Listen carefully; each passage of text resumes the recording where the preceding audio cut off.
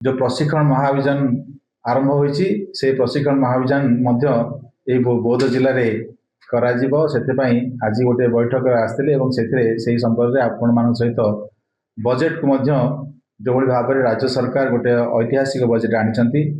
हमर 3,10,000 कोटी टंकार बजेट गत वर्ष तुलना रे 20,000 कोटी टंका अधिक खर्च करा जिवो एवं एही बजेट ओडिशार आगामी भविष्य को गोटे सुदूर प्रसारी प्रभाव पकेब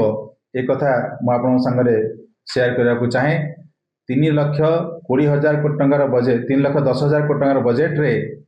सेथिरे संवेदनशीलतार परिचय दे आमर मुख्यमंत्री से कन्या सुमंगल योजना एवं किभली भाव में आमर मधुबाबू पेंशन को 7 लाख लोक अंतर्भुक्त करवा ता सहित युव समाज को आगामी दिन में रोजगार देवा ठारू तांको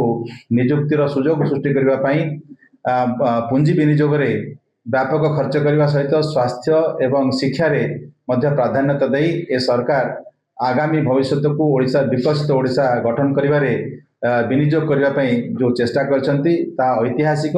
एवं यही बजेट सर्वादृत होईची लोकाभिमुख होईची एवं एथिरे महिला कृषक युवक एवं साधारण जनता कर गोटे व्यापक सुफल पाइबे एवं यही जन मंगलकारी बजेट ओडिशार समृद्धि एक विशिष्ट प्रयास भाव में परिगणित हम यह आज मोर कहबार।